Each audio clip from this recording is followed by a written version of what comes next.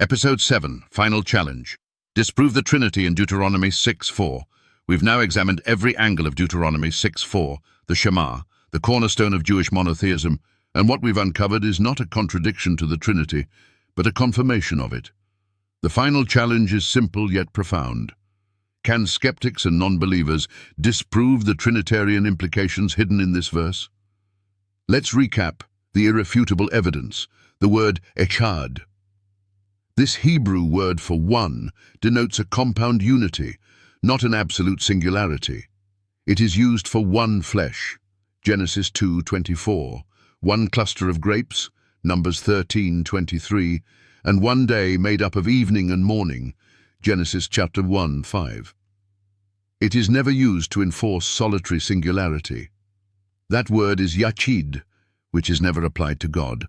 The word Elohim, a plural noun used over 2,500 times for the God of Israel, yet consistently paired with singular verbs. No other deity is described this way. The grammar is divinely unusual and only makes sense if God is plural in person but singular in essence.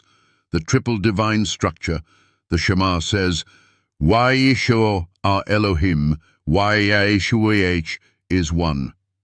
That's three divine identifiers wrapped into one sentence, mirroring the Trinitarian identity of Father, Son, and Holy Spirit. The pattern reappears in Isaiah 6:3, Numbers 6:24-26, and Matthew 28:19. Three references, one essence. Jesus affirmed the Shema, yet claimed divine identity. In Mark 12:29, he quotes the Shema. In John 10:30, he says, I and the Father are one. In John 8:58, he claims the name, I am. These are not contradictions, they are revelations.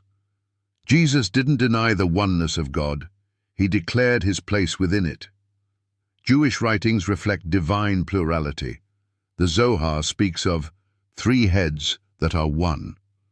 The Targums reference the Memra, the Word of God, who acts as a distinct person. The Spirit, the Presence, the Word, all mentioned distinctly, yet identified with God. Now the final challenge. If the Trinity is a fabrication of later Christians, then why does the Hebrew Bible, specifically its most central declaration of faith, use compound unity language, plural nouns, and repeated divine names? Skeptics must explain why Moses used echad instead of yachid, why Elohim is plural with singular verbs, why Genesis 1:26 says, let us make man, why Isaiah, Moses, and Jesus repeat divine titles in threes, why ancient rabbis were puzzled, not confident, in asserting a strictly singular person, God.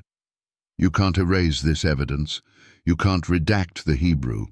You can't deny the patterns that span Genesis to Revelation. The Trinity is not an innovation, it's a revelation. And it starts right here, in the verse so often used to deny it, Deuteronomy 6:4.